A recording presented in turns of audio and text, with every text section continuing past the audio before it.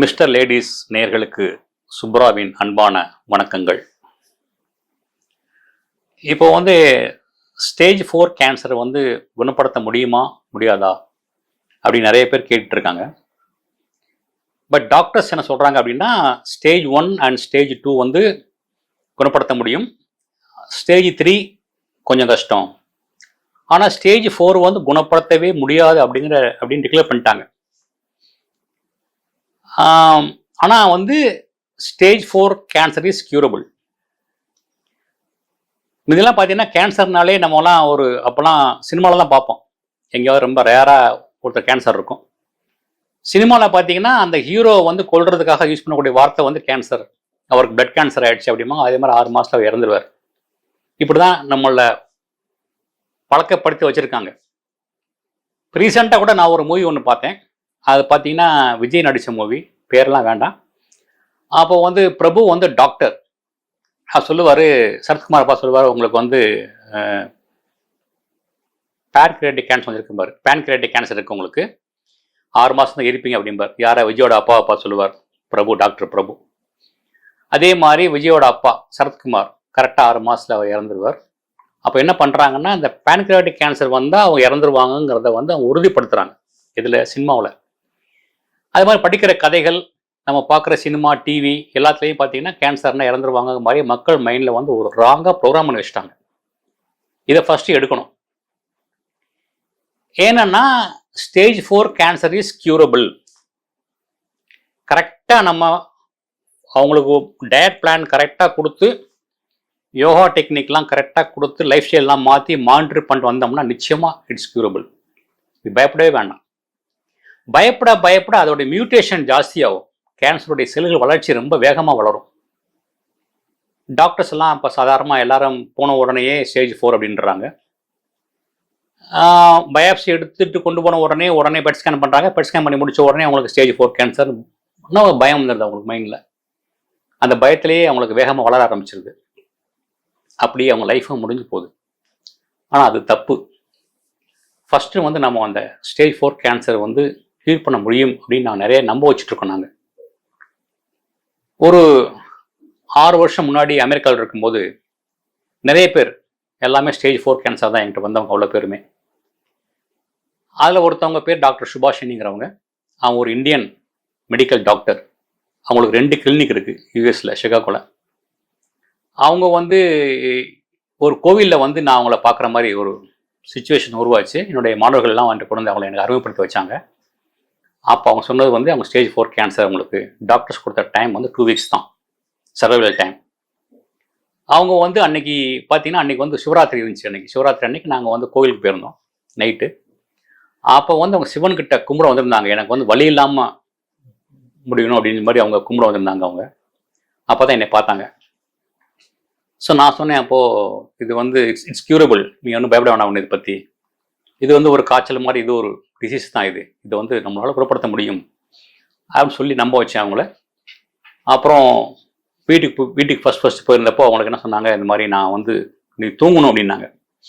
நான் தூங்கி நாளாச்சு. இதெல்லாம் அந்த நியூஸ்லாம் கேட்டதுக்கப்புறம் நீ ஃபஸ்ட் தூங்குவாங்க அப்படின்னாங்க. உடனே அவங்களுக்கு ஒரு சக்கரா மெடிடேஷன் கொடுத்தோம். சக்கரா மெடிடேஷன் உடம்புல 7 சக்கராஸ் இருக்குது. மூலாதாரா, சுவாதிஷ்டானா, மணிபூரகா, அனாகதா, விஷுத்தி, ஆக்ஞா, சகசிராரா. ஸோ அந்த சக்கரா மெடிடேஷன் கொடுத்து அவங்கள ஒரு 1/2 hourலேயே தூங்க வச்சாச்சு. அவங்க தூங்கிட்டாங்க. நான் கிளம்பி வந்துட்டேன். அப்புறம் நெக்ஸ்ட் டே மார்னிங் கால் பண்ணி, மாஸ்டர் எப்போ ஆரம்பிக்கலாம் கிளாஸ் அப்படின்னு கேட்டாங்க. அன்றைக்கே கிளாஸ் ஸ்டார்ட் பண்ணியாச்சு. நான் சொன்னேன், ஒரு 2 வாரம் இல்லை 3 வாரத்துக்குள்ளே பாருங்கள், உங்களோட க்ரோத்லாம் நின்றுடும் அப்படின்னு சொன்னேன். அப்போ டாக்டர் சொன்னலாம், க்ரோத் ரொம்ப வேகமாக பரவிட்டு இருக்கு, உடம்பு ஃபுல்லாக அந்த கேன்சர் எல்லாம் பரவிடுச்சு, இனிமேல் அதை தடுக்க முடியாது, 2 வாரம் தான் இருப்பாங்க அப்படின்னு சும்மா சொல்லிட்டாங்க அவங்க. அந்த டைம் நான் உங்களுக்கு இந்த டெக்னிக் கொடுக்க ஆரம்பித்தேன். டெய்லி கிளாஸ் நடக்கும், யோகா கிளாஸ், மெடிடேஷன் கிளாஸ் நடக்கும். நான் ஒரு டயட் பிளான் கொடுத்துருந்தேன். அந்த டயட்டில் ரொம்ப முக்கியமானது நான்வெஜ் ஃபஸ்ட்டு அவாய்ட் பண்ணணும். அதை ஃபஸ்ட்டு அவங்க ஸ்டாப் பண்ணிட்டாங்க. அதுக்கப்புறம் பூரா பார்த்தீங்கன்னா காலையில் மஞ்சளில் பார்த்தீங்கன்னா நம்மளுடைய டர்மரிக்கில் பார்த்தா குர்குன்னு ஒரு காம்பவுண்ட் இருக்குது. அது ஒரு ஆன்டி கேன்சர். அங்கே ஆரம்பித்தோம்னா கருஞ்சீரகம், பிளாக் குமின் சீட், அது ஒரு ஆன்டி கேன்சர். அதே மாதிரி திராட்சையில் உள்ள கொட்டை, அந்த கருப்பு திராட்சையில் கொட்டை ஒரு ஆன்டி கேன்சர், ரெஸ்வேட்டர். அப்படியே பார்த்தா முள் சீத்தாப்பழம், இது லைனாக இருக்கும் நான் கொடுத்த டயட் பிளானில். கடைசி நைட்டு அவங்க சாப்பிட்ற பப்பாளி வரைக்கும் எல்லாமே anti cancer, anti inflammatory and anti accident. இந்த டயட் பிளான் கொடுத்து நாங்கள் டெய்லி அவரை மானிட்டர் பண்ண ஆரம்பித்தேன். சாதாரணமாக கீமோலாம் பண்ணும்போது பார்த்தீங்கன்னா இந்த கீமோதெரப்பி வந்து கேன்சர் செல்லை கொல்லும் and also it will kill the healthy cells, நல்ல செல்லையும் கொல்லும். அதனால தான் அவங்க பார்த்தீங்கன்னா கீமோதெரப்பி பண்ண உடனே ரொம்ப வீக் ஆகிடுவாங்க, பேஷண்ட் ரொம்ப டயர்ட் ஆகிடுவாங்க. அவங்க பாடியிலே பார்த்தீங்கன்னா அந்த பிளேட்லெட்ஸ்லாம் குறைஞ்சிரும். பிளேட்லெட்ஸ் குறையும், டபிள்யூபிசி குறையும், ஆர்பிசி குறையும், ஹீமோகுளோபின் குறைஞ்சிரும். இதெல்லாமே குறைஞ்ச உடனே உடம்புல வந்து ஆக்சிஜன் சப்ளை ரொம்ப கம்மியாக இருக்கும். அப்போ என்னன்னா அந்த ஆக்சிஜன் சப்ளை எங்கெல்லாம் கம்மியாக இருக்கோ அந்த இடத்துல வந்து இருக்கக்கூடிய செல்லுகள்லாம் ஒன்று ஒன்று அப்படியே ஒரு காந்தம் மாதிரி இழுத்துட்டு அங்கே ஒரு டியூமர் ஃபார்ம் ஆகிடும். ஸோ அதனால தான் இந்த பக்கத்தில் அவங்க கீமோ கொடுத்து குறைப்பாங்க, அடுத்த பக்கம் இன்னொன்று வந்துடும், அப்படியே வந்துகிட்டே இருக்கும். ஸோ இந்த கேன்சருக்கு பார்த்தீங்கன்னா உலகத்திலேயே வந்து குணப்படுத்த முடியாத நோய் எதுனா எல்லாரும் சொல்கிற வார்த்தை கேன்சர் தான். உலகமே வந்து கம்ப்ளீட்டாக WHO வந்து டிக்ளேர் பண்ணது தான். மருந்து இல்லாத மருந்தே இல்லை எதுக்குன்னா அது கேன்சர் தான். மருந்து இல்லை, பட் ட்ரீட்மெண்ட் இருக்கு. ட்ரீட்மெண்ட்னா என்ன அப்படின்னா கேன்சர் இருக்கா அப்படின்னு பார்ப்பாங்க, பார்த்துட்டு அதுக்கு ட்ரீட்மெண்ட் போயிட்டே இருக்கும். கீமோதெரப்பி கொடுப்பாங்க, நிறைய சைக்கிள்ஸ் போயிட்டே இருக்கும். எவ்ரி 20 days கொடுத்துருப்பாங்க கீமோதெரப்பி, அது ட்ரக்கு மாற்றிட்டே இருப்பாங்க. இதெல்லாம் பார்த்தா இன்ஜெக்ஷன் கொடுத்தா இப்போது டேப்லெட் ஃபார்மில் வந்துருச்சு. அதுக்கப்புறம் ரேடியேஷன் கொடுப்பாங்க, ரேடியோ தெரப்பி, அப்புறம் இம்யூனோதெரப்பி, நிறைய அதில் வந்துகிட்டே இருக்குது. இப்போ டார்கெட்டட் தெரப்பி நிறையா இருக்குது அதில். பட் வந்து அது 100% க்யூர் ஆகுமா அப்படின்னா அது தெரியாது. பட் நாங்கள் பண்ணக்கூடியதில் பார்த்தீங்கன்னா உணவு முறை மாற்றங்கள் எல்லாம் பார்த்தா பண்டைய கால பழக்க வழக்கங்களாக மாற்றிடுவோம். தமிழ் மருத்துவம் சொல்லலாம். இது சொல்லப்போனால் சுத்தமான வார்த்தையை சொல்லப்போனால் தமிழ் மருத்துவம் அதுதான் குணப்படுத்தும். அதில் நாங்கள் கொடுக்கக்கூடிய அந்த டயட் பிளானில் மார்னிங் என்ன சாப்பிடணும், மத்தியானம் என்ன, ஈவினிங் நைட்லாம் நாங்கள் ஃபுல்லாக சார்ட் போட்டு கொடுத்துருவோம். டயட் பிளானை மட்டும் கொடுத்தா பத்தாது, அந்த டயட் பிளானை கரெக்டாக மானிட்டர் பண்ணணும். ஏன்னா அவங்க செய்ய மாட்டாங்க, சாப்பிட மாட்டாங்க, வேலைக்கு போயிட்டேன் அப்படிம்பாங்க, பிஸிம்பாங்க, மறந்துட்டேன் அப்படிம்பாங்க. ஸோ நாங்கள் ஒரு டீம் வச்சு எவ்ரி 4 hours நாங்கள் அவங்கள மானிட்டர் பண்ணிகிட்டே இருப்போம். அங்கே மார்னிங் என்ன ஃபஸ்ட்டு 9 o'clock எங்கள் தெரபிஸ்ட் ஃபோன் பண்ணி கேட்பாங்க என்ன பண்ணீங்க அப்படின்னு கேட்பாங்க. அந்த பேஷண்ட் சொல்லணும் நான் மார்னிங் 6 மணிக்கு எழுந்திரிச்சேன், ஹோலி வாட்டர்னு ஒன்று இருக்குது, மஞ்சள் தண்ணி அது குடிக்க சொல்லுவோம். ஹோலி வாட்டர் குடித்தேன், அப்புறம் கரிஞ்சீரக தண்ணி குடித்தேன், அப்புறம் பார்த்தீங்கன்னா மாதுளம்பழ ஜூஸ் சாப்பிட்டேன்னு சொல்லுவாங்க. அதுக்கப்புறம் ஒரு 9 o'clock வந்து 8, 9 o'clock வெயிலில் போய் நின்றுன்னு சொல்லுவாங்க, அதாவது சன்பாத் எடுக்கணும். நான் கரெக்டாக மானிட்டர் பண்ணிகிட்டே இருப்போம். அப்புறம் மில்லட் கஞ்சி சாப்பிட்டேன் அப்படிம்பாங்க. ஸோ அதுக்கப்புறம் 9 o'clock முடிச்சதுக்கப்புறம் 1 o'clock கால் பண்ணுவாங்க, 1 to 2 ஒரு கால் வரும். அப்புறம் ஈவினிங் 5 to 6 அப்புறம் நைட்டு ஒரு கால் வரும்.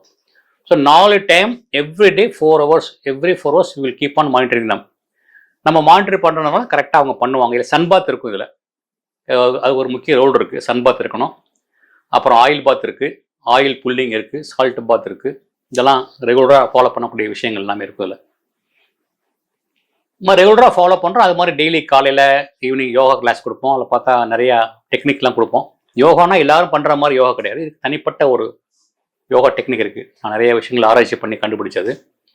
கைகளை வேகமாக கையில் ஆட்டுற மாதிரி ஒரு டெக்னிக் நான் பண்ணி வச்சுருக்கேன். அதை அவங்க பண்ணும்போது உடம்புல வந்து கம்ப்ளீட்டாக ஆக்சிஜன் ஜென்ரேட் ஆகும். எப்படி வீட்டில் நம்ம கீழே மோட்ரு போட்டால் மாடிக்கு தண்ணி ஏறுற மாதிரி இது ஆக்சிஜன் உடம்புல ஜென்ரேட் ஆக செல்லோடைய மியூட்டேஷன் குறையும், அதோடைய வளர்ச்சி குறையும், growth குறைஞ்சிரும். ரெகுலராக பண்ண அப்படியே அந்த செல்லெல்லாம் குறைஞ்சிட்டே வரும். இதுதான் டெக்னிக்ஸ் மெயினாக. இது என்ன பண்ணாங்க, அவங்க பண்ண ஆரம்பித்த உடனே ஒரு 2 weeksலேயே திருப்பி போய் ஏதோ ஒரு அவங்க டெஸ்ட் பண்ண போகும்போது அவங்கள growth கம்ப்ளீட்டாக ஸ்டாப் ஆகிடுச்சு அப்படிங்கிற ஒரு நியூஸ் கிடைச்சது அவங்களுக்கு. அந்த டாக்டர் அவங்க அந்த டெஸ்ட் பண்ண லேப் ரிப்போர்ட்டில் வந்து growth இல்லைன்னு கொடுத்துருந்தாங்க. அவங்க அதை பார்த்து ரொம்ப ஹாப்பி ஆகிட்டாங்க. அதுக்கப்புறம் 1 hour கிளாஸ் 2 hours ஆச்சு. அப்புறம் 3 hours பண்ண கிளாஸ் நான் 1 hour மெடிடேஷன் பண்ணோம், 1 hour பிராணாயாமா, அப்புறம் 1 hour யோகா பண்ண ஆரம்பித்தோம். நான் கொடுத்தது 3.5 மாதம் கொடுத்தேன், 108 days கொடுத்துருந்தேன். ஆனால் 2.5 மாதத்துலேயே அவங்க ரெக்கவர் ஆகிட்டாங்க. டாக்டர் வந்து இந்த மாதிரி ஷி வாஸ் ஃப்ரீ ஃப்ரம் கேன்சர்னு டிக்ளேர் பண்ணிட்டாங்க. அதுக்கப்புறம் 2 கிளினிக் இருந்துச்சு, அவங்க 2 கிளினிக் திறந்துட்டு இப்போது இன்னைக்கு வரைக்கும் நல்லா இருக்காங்க. 7 வருஷம் ஆச்சு. So stage 4 cancer is curable. நம்பணும், நீங்கள் நம்புங்க. மருந்து இல்லை, மாத்திரை இல்லை, கீமோ இல்லை, ரேடியேஷன் கிடையாது, சர்ஜரி இல்லை, எதுவுமே கிடையாது. உணவு முறை, பண்டைய காலத்தில் நம்ம தாத்தா பாட்டி வாழ்ந்த வாழ்க்கையை கொஞ்சம் வாழணும் நம்ம. அப்புறம் yogic methods, life style modification, இது 3 மட்டுமே கொடுத்து அவங்க குணமானாங்க. நான் வந்து குணப்படுத்தினேன் அப்படின்னு சொல்ல மாட்டேன். ஏன்னா இது கேன்சர், யாரையும் குணப்படுத்த முடியாது, மருந்து இல்லை இதுக்கு. நான் கொடுத்த டெக்னிக்ஸ் அவங்க கரெக்டாக ஃபாலோ பண்ணாங்க, குணம் ஆனாங்க. அதுதான் அவங்களோட கர்மா. இந்த கர்மாவுடைய ப்ளே ஒன்று இருக்குல்ல, அந்த ரூல் இருக்குது. அதனால் நாங்கள் வந்து யாரையுமே இல்லை ஃபோர்ஸ் பண்ணுறது கிடையாது, கட்டாயப்படுத்த மாட்டோம். அவங்களும் வருவாங்க, கால் பண்ணுவாங்க, கிளாஸ் கரெக்டாக வருவாங்க, மானிட்டர் பண்ணிட்டு இருப்போம், எல்லாம் ஃபாலோ பண்ணால் ரெக்கவர் ஆகி போயிடுவாங்க. ஸோ வந்து ஸ்டேஜ் 4 கேன்சர் வந்து குணப்படுத்த முடியும்னு நம்புங்க முதல்ல. இந்த நம்பிக்கை ரொம்ப ரொம்ப முக்கியம்.